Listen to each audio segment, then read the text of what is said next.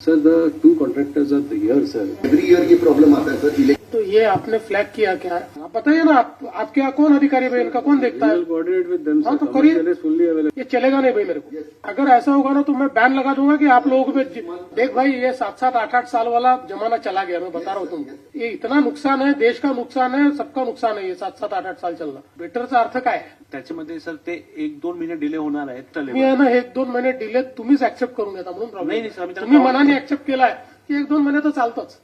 पहिले तुमच्या मनात ते पक्क करा की time line is time line. त्याच्यामध्ये सर अडचण कशी आहे, ट्रॅकचे काम सुरू आहे मिसिंग लिंक मध्ये सर. डॅमच्या खालून बोगदे काढून राहिलो. मिठी रिव्हरचा ब्रिज कोणती मोठी गोष्ट आहे? नाही sir who is the second contractor? Sir, हम एक नई एजेंसी सर BSL को भी इंट्रोड्यूस कर रहे हैं अभी. देखिए, मेरे को वहाँ आपके कभी लोग ही दिखते नहीं है.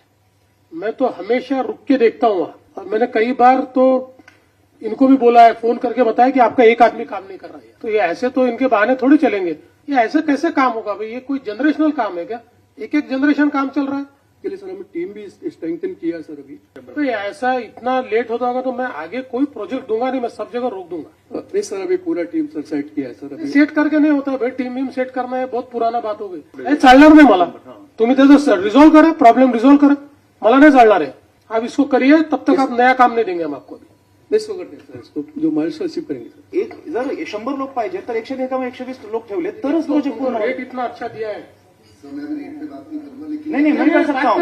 नहीं सर, एक मिनट रेट पे बात करते हैं. एकदम अच्छा दिया है, बहुत अच्छा दिया है. तारीख बता ना भाई. सर मैं आपको बोल रहा हूँ 2 साल में 2 साल वगैरह नहीं. बोला आणि त्यामुळे थोडासा याचा विलंब ह्या स्ट्रेचसाठी लागण्याची शक्यता आहे सर. मला एक थोडं समजावून सांगा. कुठल्याही हाती नाही तर आपण टेंडर देऊन मोकळे झालो. जी सर. हे फार लिथार्जिक चाललंय. यात भगवान भरोसे चाललंय. असं नाही चालणार.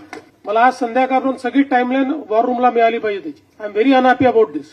मला असं वाटतं की या टाइमलाईन काही स्ट्रेचेबल नाही आहेत असं सगळ्यांनी डोक्यात ठेवून कुठलेही प्रोजेक्ट जनरेशनल प्रोजेक्ट्स नाहीत. बाकी आपले सगळे प्रोजेक्ट 3-3.5 वर्षात झालेच पाहिजे.